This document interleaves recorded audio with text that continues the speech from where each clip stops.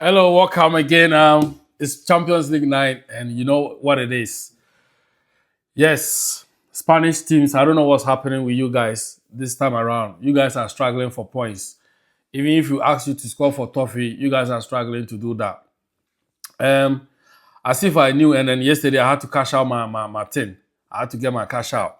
I couldn't wait for today because I knew that a couple of them will be will be making agenda to spoil some party.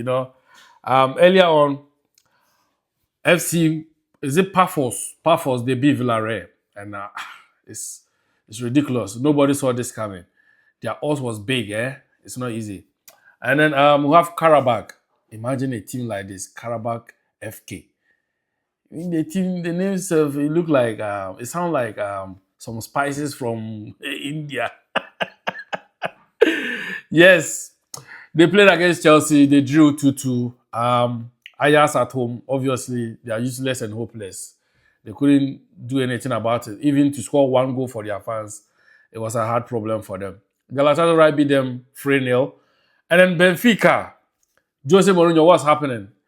He took Benfica and he's played 3 Champions League games, 0 points. Um, they will soon be at the rock bottom because they are not getting points and it's going to cost them. I don't think they will make it to the next round. Bayer Leverkusen beat them 1-0. Imagine Ten Hag was still there. Yes, Inter Milan, you see, another password is like Wi-Fi password name. Kariat Almaty. Imagine this team. Inter Milan, they beat them 2-1. Manchester City, they won 4-1 and goes from Haaland, Foden, and what do you call him? Cherki.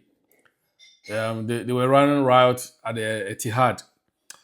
And then Marseille at home, I never saw this coming. Atlanta beat them 1-0, and then Newcastle won 2-0. But the biggest of the night, or the shock of the night, is Club Brugge versus FC Barcelona.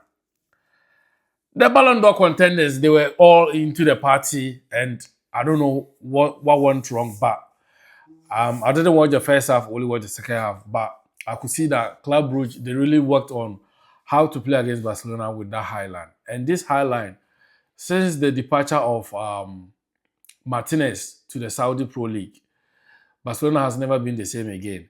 And I can understand why they are struggling because they haven't got, because if you want to play this high line, you need pressure up front. You need players to press up for the high line to work. If they are not pressing this high line, they will always expose. And Rafinha is not there. He's the one leader who has been pressing, leading the press. Veteran Lewandowski came on, but it was too late for him to do something. I mean, he could have done something if he was still young, but the way the game was going, it was beyond his reach and he couldn't do anything. But Lamine Yamal scored a fabulous goal, which I mean that was his second goal of the game. It was really nice and it was like a Messi-like goal. You understand? No wonder he wears the number 10. But let's get into the Spanish side. What is happening to them?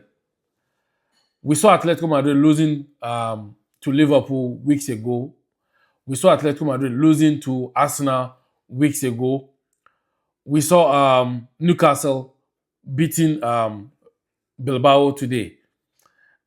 So as it stands, I think it's only Barcelona from Spain that has beaten English side this season in the Champions League, and that was their 2-1, was it 2-0 win against Newcastle.